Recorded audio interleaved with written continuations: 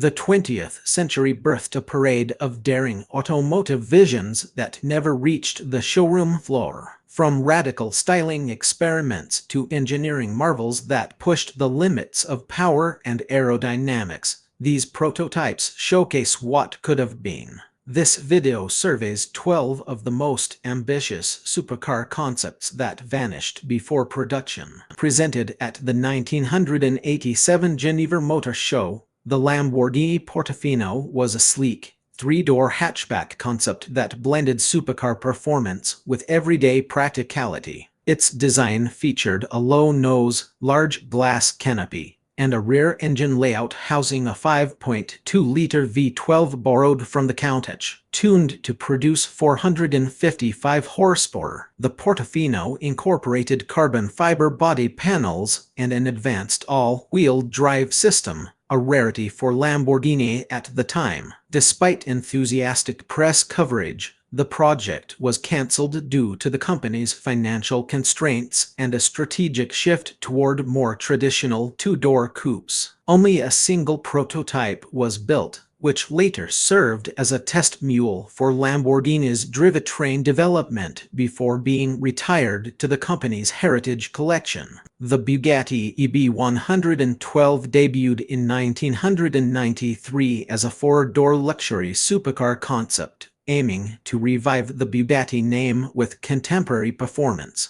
Styled by Giorgetto Giugiaro, the EB 112 featured a low, aerodynamic silhouette, a glass roof, and a rear engine layout housing a 6.0-liter V12 derived from the EB 110, tuned to deliver 600 horsepower. The car employed an all-carbon fiber monocoque and featured active aerodynamics, including a rear spoiler that adjusted with speed. Despite the technical ambition, financial difficulties within the Bugatti revival effort, and a lack of market demand for a high-priced four-door supercar led to the project's cancellation. Only two prototypes were produced. One was later destroyed in a fire, while the remaining example is displayed at the Musée de l'Automobile in Mulhouse, France. Introduced in 1998, the Bugatti EB 118 was a two-door coupe concept that sought to blend classic Bugatti elegance with modern supercar performance. Designed by Giorgetto Giugiaro, the EB 118 featured a sleek,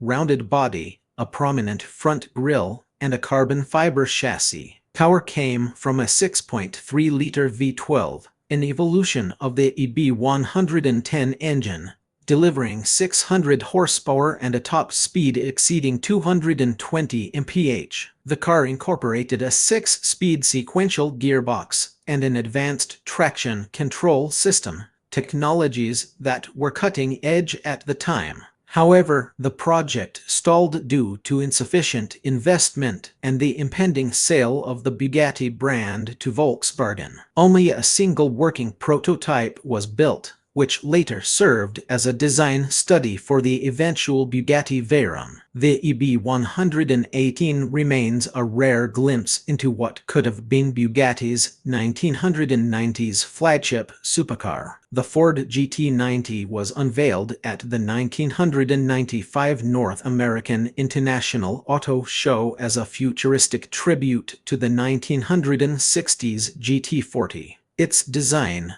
crafted by Jack Telnack, featured a low, wide stance, a sharply raked nose, and a massive rear wing. Power came from a 6.0-liter supercharged V12, a hybrid of Ford's 5.0-liter V8 and a 3-liter V6, delivering 720 horsepower. The GT90 employed a carbon fiber monocoque, active aerodynamics, and a 6-speed manual transmission. Despite its striking presence and performance potential, Ford deemed the project too costly for a limited-run supercar and shifted resources toward the development of the new Mustang platform. Only 3 prototypes were constructed. One was destroyed in a fire, while the remaining 2 are housed in Ford's historical collection. The GT90 remains a testament to Ford's willingness to explore extreme performance concepts in the 1990s. Mercedes-Benz introduced the experimental C111 series in 1970 as a research platform to explore alternative powertrains and advanced aerodynamics.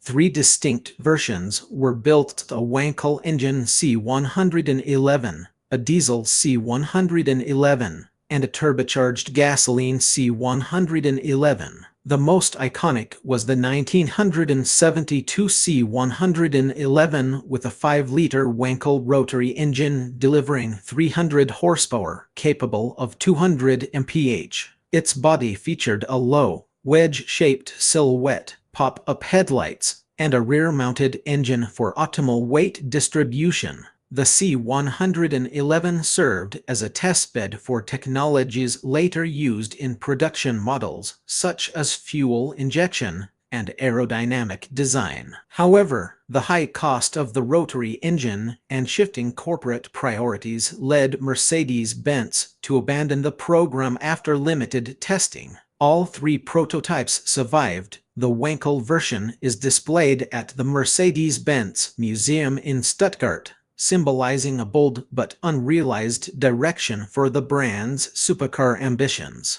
The BMW Turbo, also known as the BMW 1602 Turbo, debuted at the 1972 Geneva Motor Show as a showcase of the German automaker's engineering prowess. Its compact hatchback body concealed a 2.0-liter inline-4 engine equipped with a KKK turbocharger, producing 170 horsepower, unusual for a small car at the time. The Turbo featured a lightweight steel chassis, 4-wheel disc brakes, and a 5-speed manual gearbox. Although it never entered series production, the prototype demonstrated the viability of forced induction in everyday vehicles and influenced later BMW models such as the 3.0 CSL. The project was halted due to the oil crisis and concerns over reliability and emissions compliance. Only a handful of pre-production units were built. One survives in the BMW Museum in Munich, representing an early foray into turbocharged performance that predated the modern era of turbocharged supercars. Designed by Marcello Gandini for Gear in 1971, the Maserati Boomerang was a radical wedge-shaped concept that combined a low, aerodynamic profile with a futuristic interior. Built on a Maserati Bora chassis, the Boomerang housed a 4.9-liter V8 delivering 340 horsepower, paired with a 5-speed manual transmission. Its most distinctive feature was the seamless glass canopy that wrapped around the driver's compartment, creating a cockpit-like experience. Although the Boomerang never reached production, its design language influenced later supercars, notably the Lamborghini Countach and the DeLorean DMC-12. The concept was displayed at several auto shows before being retired to the Museo Nazionale dell'Automobile in Turin. Its limited exposure and high manufacturing cost prevented Maserati from pursuing a production version, leaving the Boomerang as a celebrated example of early 1970s automotive futurism. The Lancia Stratos Zero was unveiled at the 1970 Turin Motor Show as an ultra-low, wedge-shaped concept intended to explore extreme aerodynamics. Standing just 84 cm tall, the car featured a glass canopy that lifted forward to provide entry, and a rear-mounted 2.5-liter V6 delivering 150 horsepower. Its interior was minimalist, with a single central seat and a digital instrument cluster, features ahead of its time. Although the Stratos Zero never entered production, its radical styling directly inspired the shape of the production Lancia Stratos HF rally car introduced later that year. The concept was built in a single unit, which was later displayed at the Lancia Museum in Turin. Financial constraints and the impracticality of the design for mass production led Lancia to abandon the Zero, preserving its status as a daring glimpse into the brand's experimental aspirations. Those 12 prototypes reveal how many bold ideas never reached the road, yet still shaped automotive history. Let us know which forgotten supercar you'd like to see explored next. And remember to like and subscribe for more deep dives.